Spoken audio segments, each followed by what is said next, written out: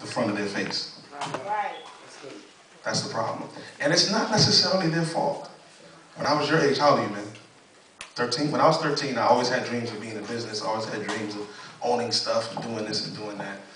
But one thing I realized as I started my pursuit to start business and to start my own company, the guys who looked like me, who were in the places or in the positions that I wanted to be in, never turned around and said, let me show you how to do this. And so it's discouraging. And the problem with our generation is that not enough people, see what we do is this in America, what we do is if there's a problem, we throw money at it. We throw money, and we think that money, the stimulus package, $850 billion, that's a lot of money. $250 billion, this stimulus package. Trillions of dollars being thrown at problems that don't seem to go away. Right. Because money is not the issue. The issue is, in our community, there is no love, there is no direction, there is no care given to our young people. And so, I'm here, if you don't have the vision already, I'm here to tell you, get a vision, get a dream. Don't be afraid to dream. I remember when I was in the first grade, actually, my first grade teacher was your apostle. She was my first grade teacher. And I used to come to school with a suit on, it's a public school, with a Crayola crayon briefcase, plastic, it was pink, it was my sister, so I colored it blue because I'm a dude, I can't walk around with a pink briefcase. But I would go to school, seriously, all jokes aside, I would go to school, and my father would have half-empty bottles of cologne, and I would fill the bottles up and mix them up and make little cologne bottles, clean them up, and try to sell them to my teachers. Because I dreamed that one day I'm going to be a CEO. I dreamed it, and because I saw it, I got it. So if you can't see it, you can't seize it. When I first got into real estate, I was 18 years old. I'm 24 now. I was 18 years old, and my parents told me I was crazy. They told me I was crazy because real estate, when you first start, only commission. There's no salary, there's no benefit packages, there's nothing. And so I started, made no money, worked from 8 to about 7, 8 o'clock at night, and made no money. And about my third week in, I started making money and started bringing home checks, and I gave my parents, a nice little check, sent them to London on a trip. And they said, well, you know what, I think this real estate thing is working. I think you should, keep on going. But if I didn't see that, you can't expect other people to see what you see. And the problem is, most times what we do is, we talk to people, we tell them our vision, expect them to see it, and when they don't see it, we stop seeing it. Whatever you see. Because, and you know what, just to talk about Jesus for a second, I'm not here to preach. The disciples couldn't grasp the crucifixion. They couldn't grasp Jesus dying. Peter, when the soldiers tried to grab him, cut off one of the ear of the soldiers, and Jesus had to tell him to stop because this is a part of my destiny. But the problem with Peter wasn't going where Jesus was going. So you have to understand, when you have a vision, when you have a purpose, most people around you cannot go where you're going. Right. So if you see it, you can seize it. That's the first tool for those of you who are taking notes. If you can see it, you can seize it. Next tip, focus and determination. Nothing deep. Focus and determination. I don't care what it is you want.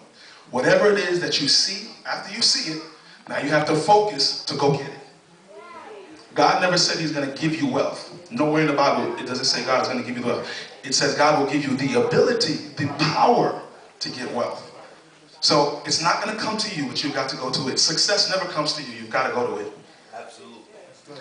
Focus and determination. When I was starting in real estate, my job was to go door to door, knock on people's doors, to convince them to sell their house so that these investors that I worked for would buy it and I would get a commission.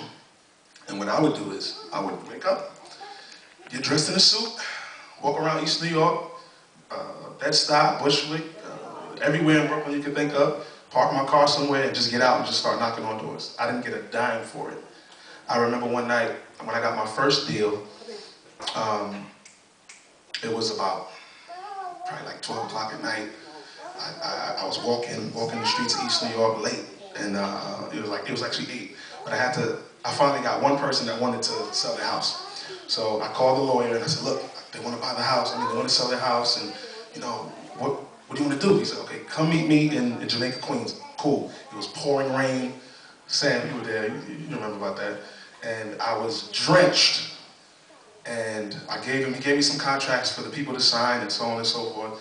And then about 2 days later, I'm still knocking on doors. And this was after a big storm that I was outside, and I couldn't breathe. I'm like, why can't I breathe? And I took my pastor out of town one night, like that weekend, and I'm like, I don't know why I can't breathe. And I woke up Sunday morning, and I'm crawling, literally crawling out of bed. I'm crawling on the floor, and my mom was like, what are you doing? What's wrong? I'm going to church. It's like, you can't even stand up while you're going to church. Went to the hospital, and they said I had pneumonia. I'm like, I had pneumonia?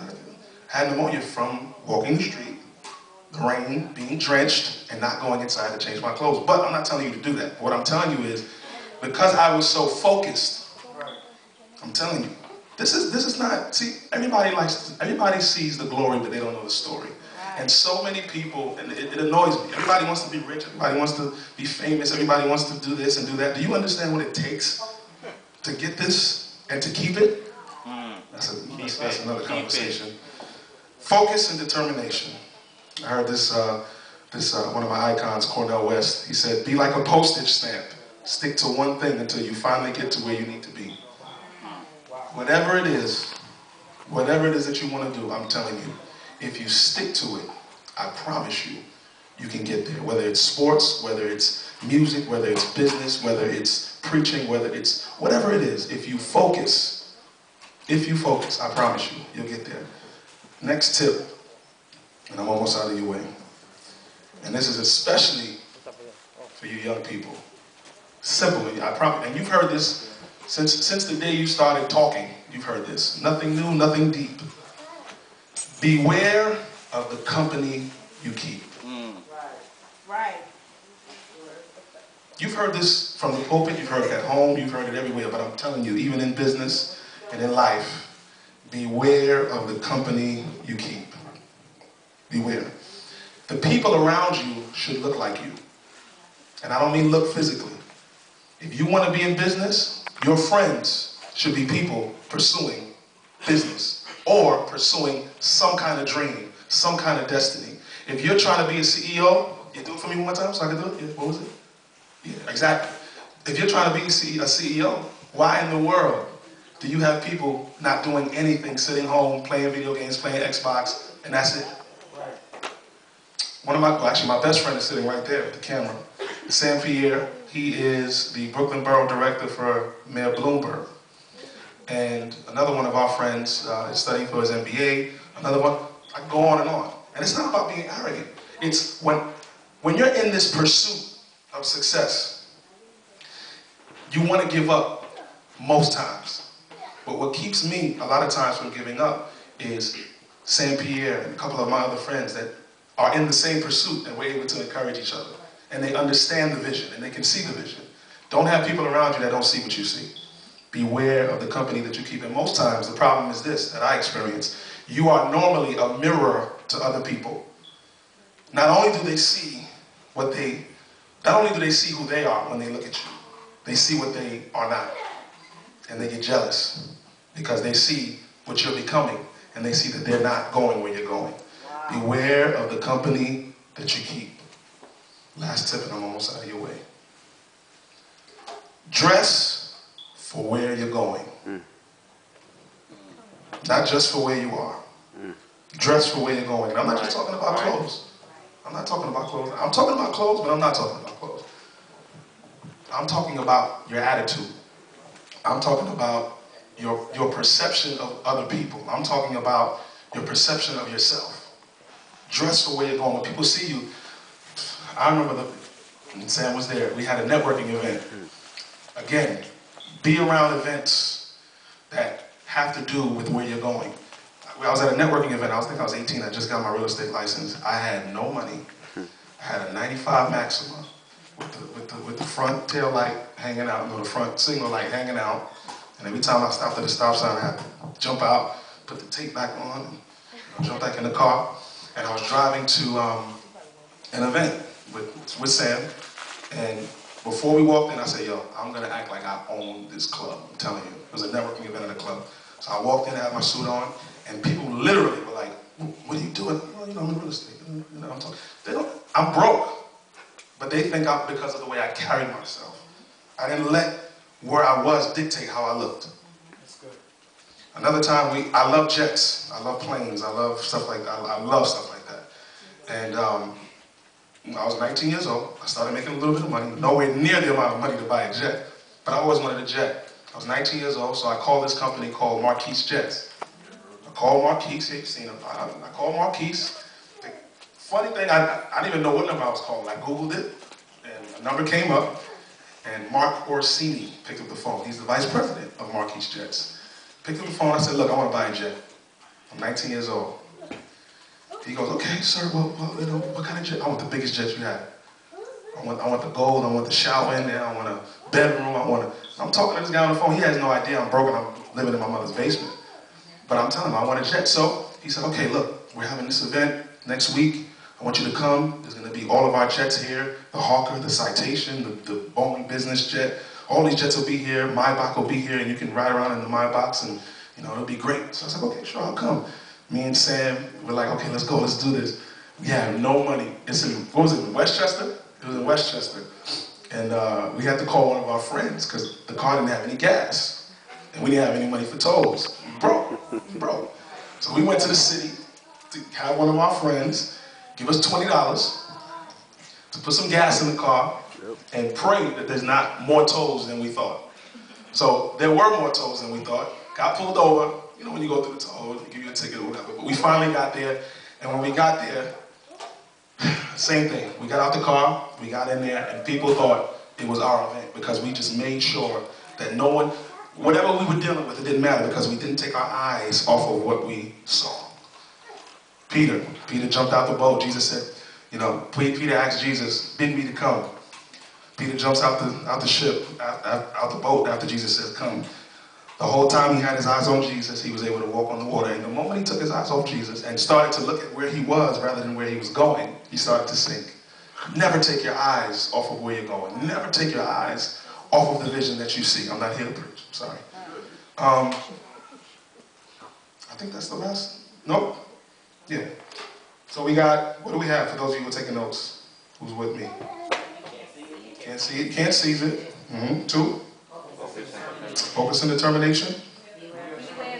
Beware of the company you keep. Dress for where you're going. I love commercials. I don't know about you. I love commercials. I love, sometimes I don't even watch TV for the shows. I just watch TV for the commercials. The Geico commercials. Why does it feel like somebody whatever.